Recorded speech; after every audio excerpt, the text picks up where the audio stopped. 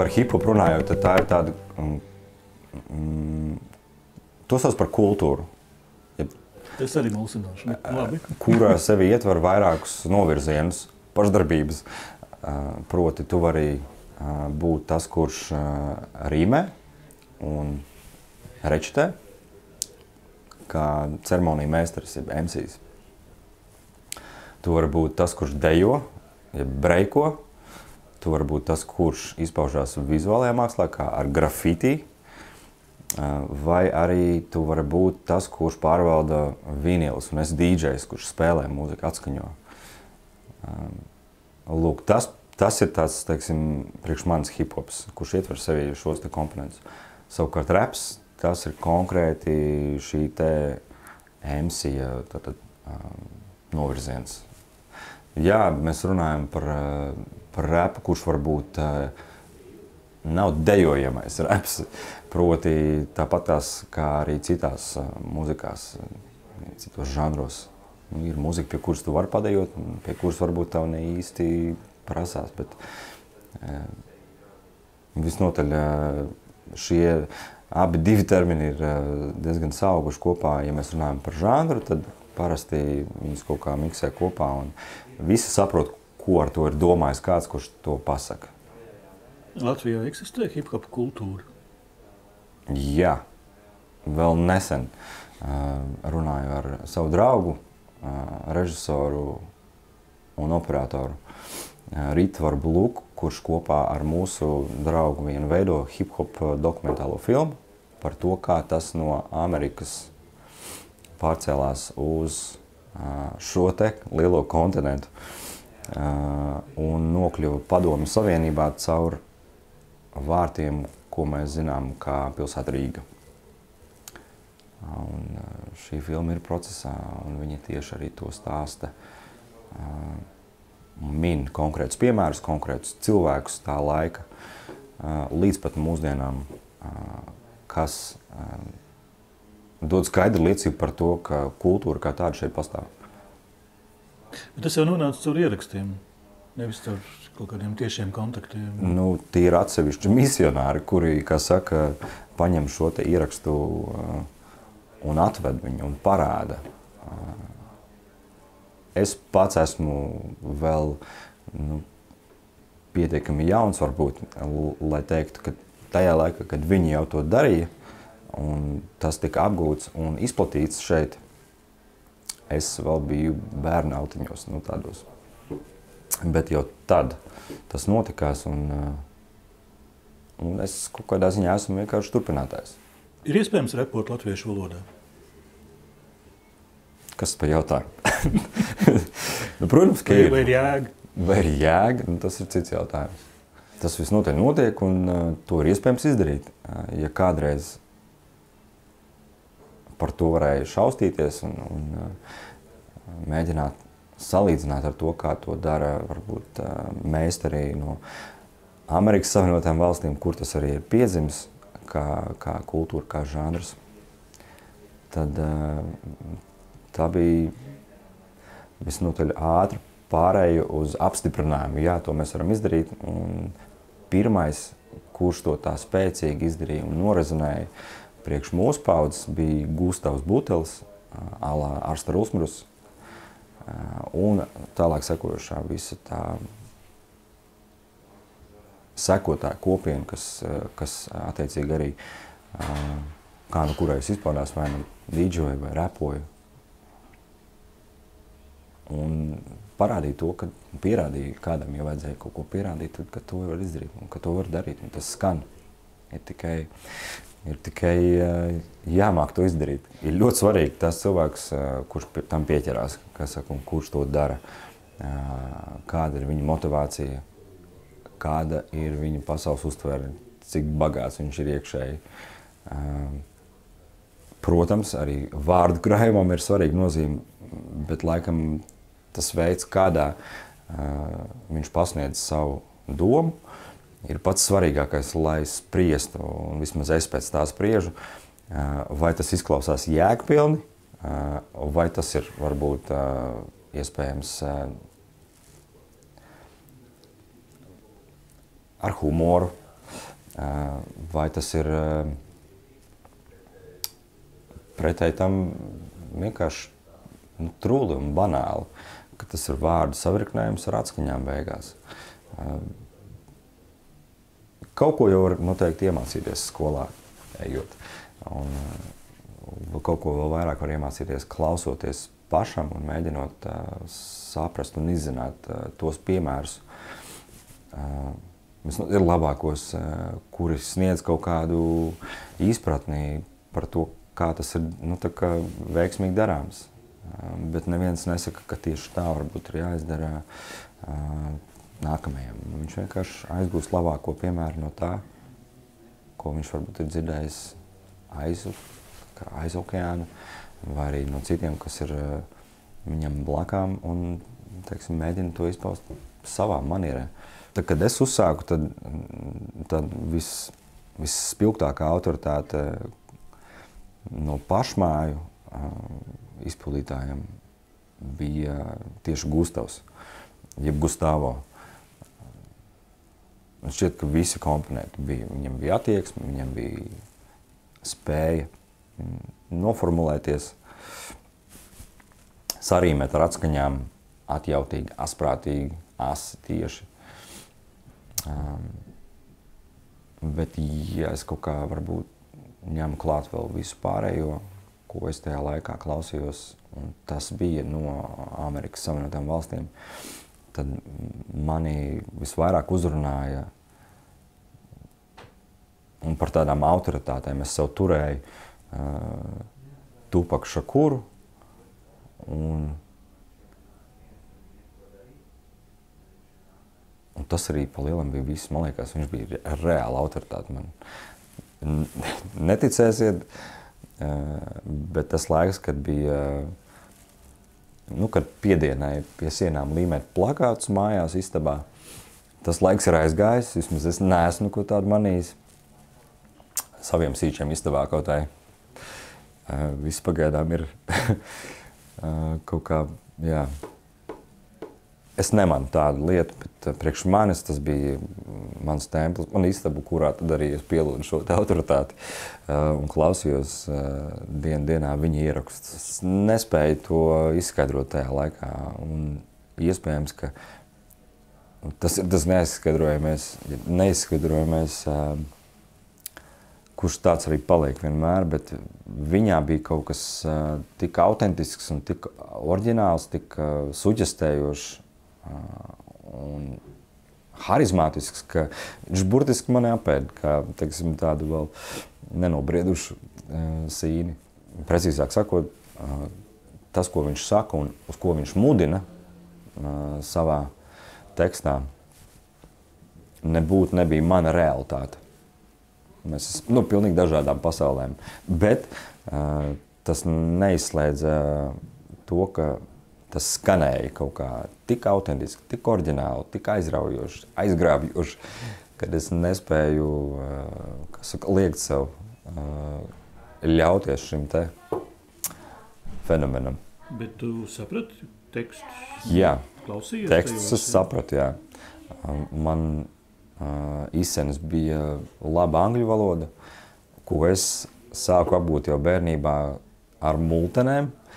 Un es nezinu kā, bet es sēdēju pie tā televizora, skatījos viņā un netik daudz sekoju sižetu kaut kādai līnijai vai attīstībai, bet es vienkārši dogmatiski atkārtoju to, ko es dzirdu. Un proti, tas bija akcents, ko es dzirdu multenēs, pēc tam es sāku skatīties nopietnākas multenes, filmas, intervijas, parādījās internets, varēja piekļūt visādam materiālam.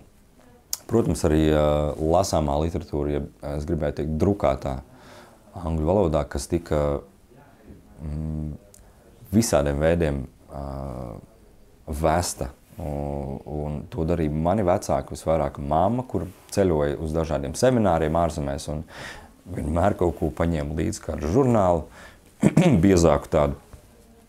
Un tad arī preses izdevumi, kas bija ārzemju izdevniecība, parādījās mūsu veikalu plauktos, jeb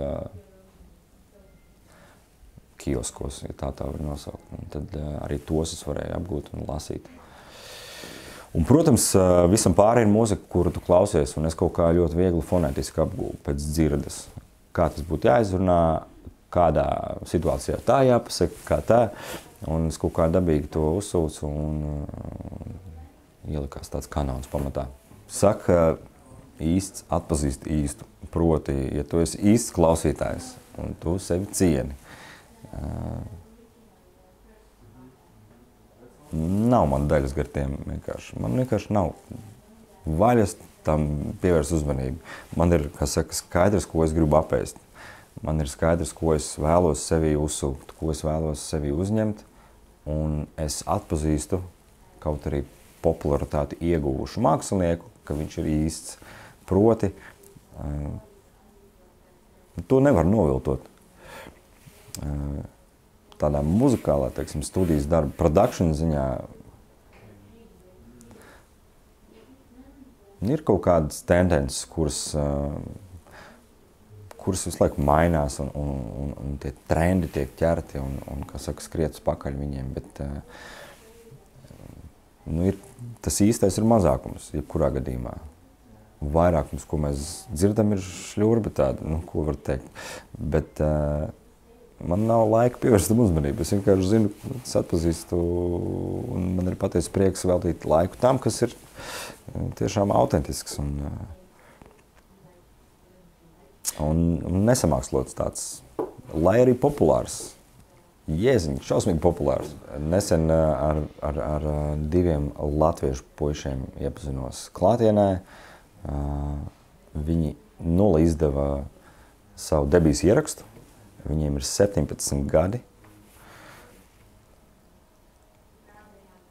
Es gribētu teikt, ka es tā atminos sevi tajā laikā apmēram tāpatās apmēram es uzsāku tādu, teiksim, mērķiecīgāku darbību. Viņi ir točni tie, ar kuriem ir jārunā, kuros ir jāieklausās. Točni. Es saku to no tīrsirds. Tas, ko es dzirdu, un ko es sajūtu, kad es ar viņiem komunicēju, tas ir kaut kas autentisks, cik vecajie manā laikā. Es domāju, ka tie, kas zina, tad tie zina točni. Un tas ir tikai pats sākums, un lai kaut kādā ziņā nesabojātu viņiem šo sākumu, es paturēšu viņu vārdus uzlepumā. Laikā tas, ko es vēlējos teikt, ir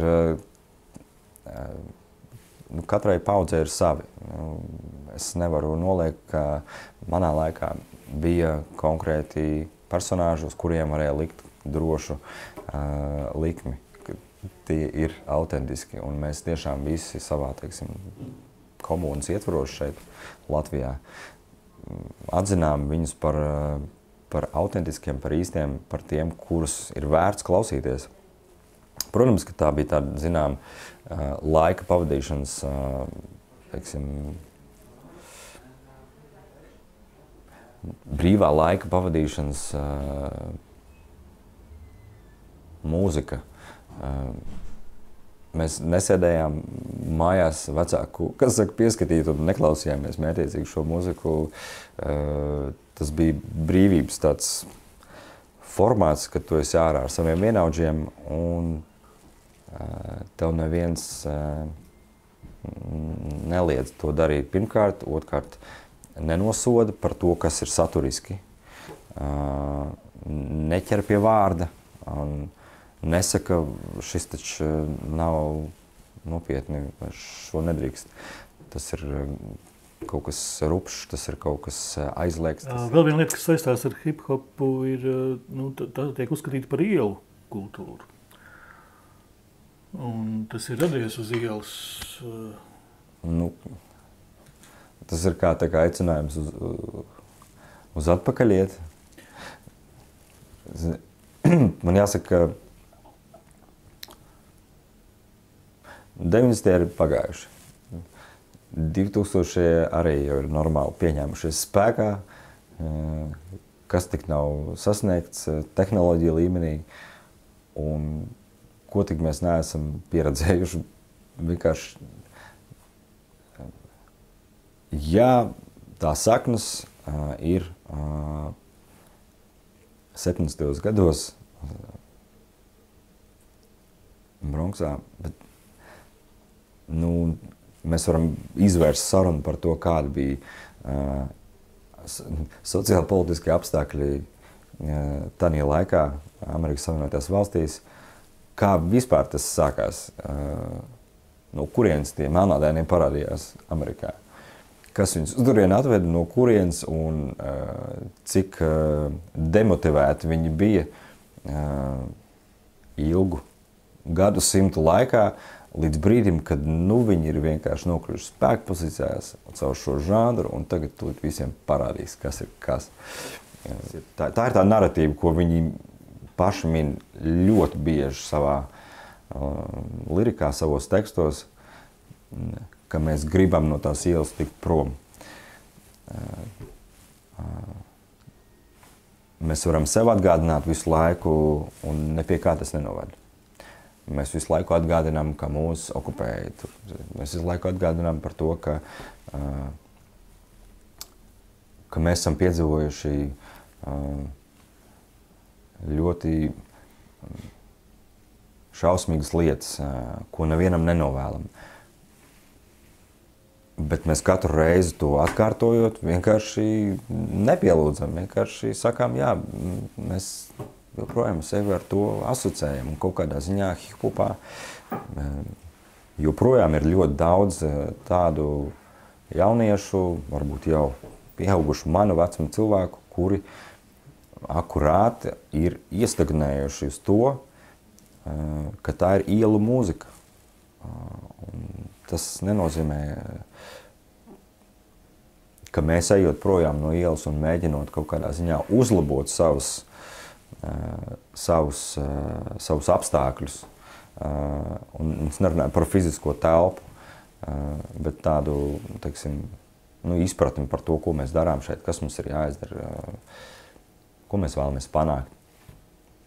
Kuri joprojām ir iekapselējušies tur un mēģina vilkt atpakaļ, un uz visiem, kuri kaut kādā ziņā iet ārpus tā rāmīša, kur tas viss aizsākās, ja tā vienkārši var noreducēt, noliedz un, es nezinu, smieklīgi apsaukājās tur kaut ko.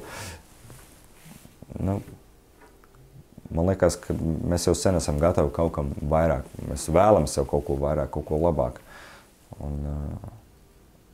Un tas bija tas sākums, un tas aizsākās tur, bet būsim godīgi, laiks iet uz priekšu. Es nezinu, varbūt kaut kad uz Marsa būs nākamā kolonija, kur no jauna šito izdomās. Pateikt pa īstam un skaļi un godīgi un sirsnīgi un atvērti var jebkādā veidā, un tas nav obligāts pienesums hip-hopam. Man liekas, ka atkal par to svarīgo un par to godīgo un par to īsto, ja? Kas tas tāds ir pa bubulu. Tas ir tāpat kā kad tu komunicē ar kādu cilvēku un tu klausies viņā un viņa atbildēs kaut kādās, jums ir saruna, intervija, vienalga. Un tu jūti, vai viņš pilnīgi lej ūdeni, vai arī viņš saprot, ko viņš vēlās pateikt, un ka viņam ir ko pateikt, un ka viņš domā līdzi. Protams, mēs varam jokot, un šajā ziņā arī plašs saziņas līdzekļos ir izplatīta tendence noskaties. Wow, tur jauns video, tur tam un tam. Es neminēšu tur tos vārdus, vienkārši priekš kam viņiem vēl vairāk publicitāti, bet ar to es gribēju teikt, ka var vienkārši rīmēt par kaut ko un teikt, ka tas ir hip-hops un raps, un varbūt viņiem tas liekas smieklīgi, un tas tāds, nezinu, varbūt viņi redz tajā kaut kādu pienesumu šim te žanram, bet par ko rapot? Man pēdējā laikā vispār negribās rapot, jo nav par ko. Tāpēc, ka tāda pašapliecināšanās ir sen aiz muguras. Es nespēju to, kas saka, darīt. Ja kādreiz jaunībā tas likās, tas man ir jāizdara, un es tā kā savā bariņā tā kā izceļos tad un tā kaut kā, un es pašapliecināšos tagad. Tad tas ir noiets etaps priekš manis, un es ticu, ka ļoti daudziem arī. Ja kādreiz manī gruzdēja, klātesošs vienmēr bija tā kā tāds spīts, tur tiešām dusmas, naids. Un tie bija mani, 15, 16, 17, 18 gadi, tur 19 protesti kaut kādi, nepakām, kas saka, mīļākais vārds ir nē, visam, kas man tiek piedāvāts, alternatīvā. Un neko ražīgi tas viss, un kaut kā, neko ražīgi tas neizvērtās. Tas tikai vairo to apkārt tev, un tu vienā brīdī saproti, ka es negribu vairs dusmoties. Es negribu dusmoties. Vajag mācēt dzīvot. Es neteiktu, ka es to māku, bet tāpēc arī es mācos, lai beigtā, tāpēc es mācos, lai beigās nomirtu, kā tas skan kaut kā. Bet man šķiet, ka, es piekrītu skaistāk. Tad vajag mācēt to izdarīt un jākpilnāk. Kādus atceri tekstus? Neticēs, viņi atnāk pie manis paši. Es tikai viņus apstrādāju. Vai tu saproti, ko es saku? Bet kādos brīžos tie atnāk? Visdažādākajos. Man tagad kaut kas varbūt nāk. Un nevis no tevis, vai no lampas, vai no kameras, bet kaut kas man nāk no kaut kurienes. Un viņš atnāk, un es nespēju to izskaidrot. Un es tikai un vienīgi apstrādāju viņu kā editors, kā redaktors, tā teikt. Tikai un vienīgi. Un piedot kaut kādu piezemētāku šīs pasaules pieredzi. Ko es esmu apgūs, kaut kāds priekšstats, un ko es esmu uzsūdzis, vai zināšanas, kuras esmu iegūs, nodzīvojot līdz šim brīdim. Viss pārējais ir diezgan vienkārši. Es nespēju to izskaidrot, bet es tikko to izdarīju. Es tikai apstrādāju. Tad atsakies no autortiesībām? Nē, tās es piesavinos. Jo caur mani tas iet viss. No turienes, kurienes tas nāk, es nezinu, tur nevienam laikam tas nav vajadzīgs. Tur tās tiesības ir uz mani. Kaut kā tā varbūt.